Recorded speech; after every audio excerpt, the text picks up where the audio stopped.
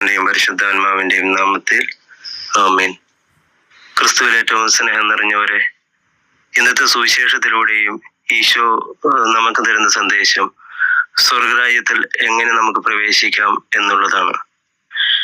ഇന്നത്തെ സുവിശേഷത്തിലും ഈശോ വളരെ വ്യക്തമായി പറയുന്നു, ഒരു ശിശുവിനെ പോലെ സ്വയം ചെറുതാകുന്നവർക്ക് മാത്രമേ സ്വർഗരാജ്യത്തിൽ പ്രവേശിക്കുവാൻ സാധിക്കുകയുള്ളൂ.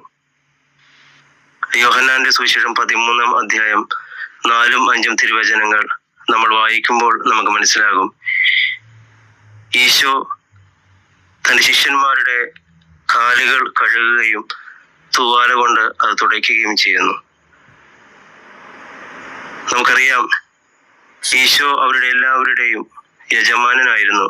എങ്കിലും ഒരു ദാസനെ പോലെ അവരുടെ കാലുകൾ കഴുകി അവരെ ശുശ്രൂഷിക്കുന്നു. അതാണ് ഈശോയുടെ എളിമയുടെ പ്രതീകം.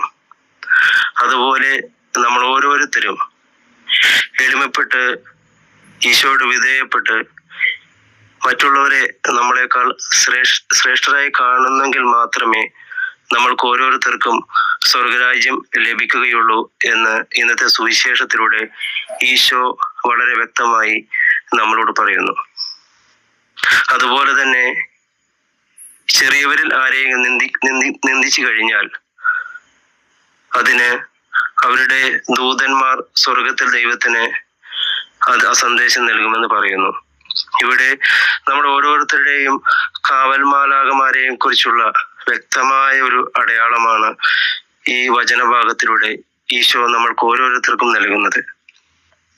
അതിനാൽ നമ്മളുടെ കാവൽ മാലാകമാരോട് മധ്യസ്ഥം യാചിച്ചുകൊണ്ട് നമ്മുടെ കർത്താവായ ഈശോയെ പോലെ എളിമപ്പെട്ട് വിശുദ്ധിയോടുകൂടി മറ്റുള്ളവരെ സ്നേഹിക്കുവാനും മറ്റുള്ളവർക്ക് വേണ്ടി പ്രവർത്തിക്കാനുമുള്ള കൃപയ്ക്കായി ആത്മാർത്ഥമായി നമുക്ക് പ്രാർത്ഥിക്കാം. ആമേൻ.